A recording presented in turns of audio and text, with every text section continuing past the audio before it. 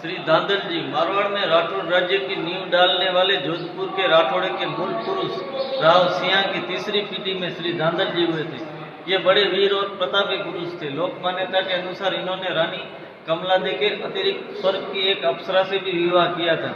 उन्हीं अप्सरा से श्री पाबूजी जैसे वीर महापुरुष का जन्म हुआ था। श्री पाबूजी का जन्म मारवाड़ में राठौड़ राज्य की नींव डालने वाले मूल पुरुष राव श्री सिंह थे।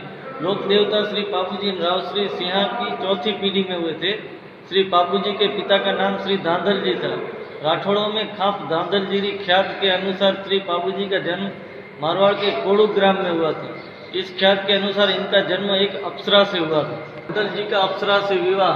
स्वर्ग से आई हुई अप्सरा ने श्री धांधल जी से विवाह के समय यह शर्त रखी थी कि वे बिना खंगारा किए उसके महल में प्रवेश नहीं करेंगे।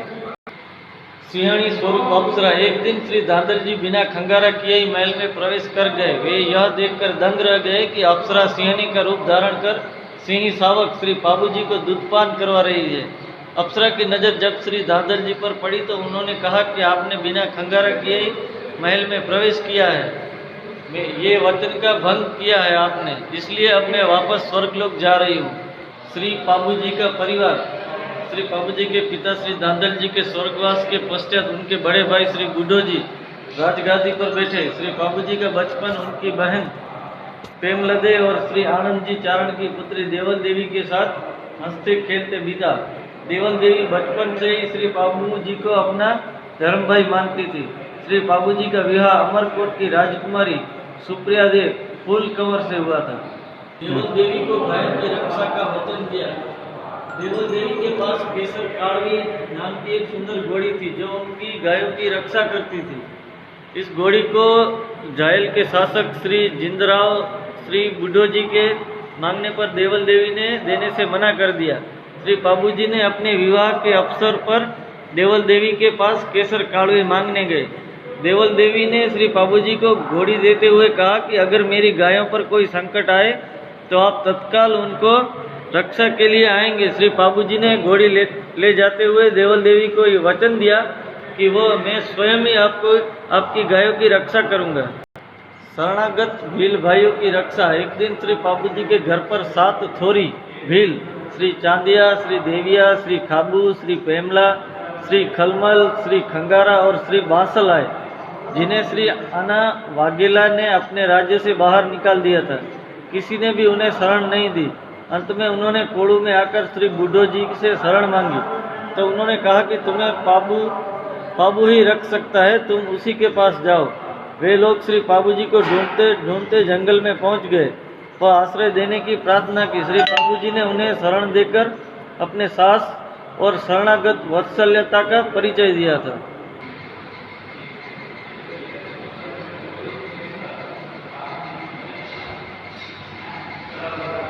श्री पाबूजी मरु प्रदेश में ऊंट पहली बार लाए। लोक मान्यता है कि मरु प्रदेश में ऊंट को लाने वाले पहले वीर पुरुष श्री पाबूजी ही थे। श्री बुड्ढो जी की पुत्री केलमदे के विवाह में श्री पाबूजी ने दहेज में सांढिया देने का वचन दिया था। वचन पूरा करने हेतु श्री पाबूजी उसी समय काड़वी पर सवार होकर दे समूरे के राजा के टोले में से सांढिया लाने के लिए प्रस्थान किया। रास्ते में 7 समुद्र पड़ते थे। श्री पाबूजी अपनी अलौकिक शक्ति से 7 समुद्र को पार कर देते समूरे के राजा के टोले में पहुंचे और वहां से सांढिया लेकर उन्होंने विवाह में सांढिया भेजकर अपने वचन की पालना की। श्री पाबूजी का बिना दहेज विवाह। अमरकोट के बाग में श्री पाबूजी व राजकुमारी सुप्रिया देव फूल कंवर की भेंट हुई। श्री पाबूजी के गुणों व चमत्कारों से प्रभावित होकर सुप्रिया देव ने उनको अपना जीवन साथी बनाने के प्रस्ताव से अवगत कराया। राजा श्री सूरजमल जी ने पुत्री की प्रसन्नता के लिए विवाह प्रस्ताव लेकर जोशी जी को कोड़ू भेज दिया। श्री पाबूजी की माता ने इस प्रस्ताव को सहर्ष स्वीकार कर बिना दहेज विवाह करना स्वीकार किया। सज सोडा नारेल आया अमरकोट सू मोटा सकबण मेड़ जट बुरजाड़े झेलियो। सूखे बाग को हरा भरा करना। श्री पाबूजी के सांढिया लेकर आते वक्त रास्ते में अमरकोट पड़ा। अमरकोट के सांढों का बाग एक ऋषि के श्राप के कारण पहले से सूखा हुआ था। उस बगीचे में श्री पाबूजी के प्रवेश करते ही चमत्कार घटित हुआ। और वह बाग हरा भरा हो उठा, फल फूल खिल उठे और बाग में कोयलें कुहकने लगी। इस चमत्कार की चर्चा सर्वत्र फैल गई। यह चर्चा अमरकोट की राजकुमारी सुप्रियादेव कंवर तक भी पहुंची थी।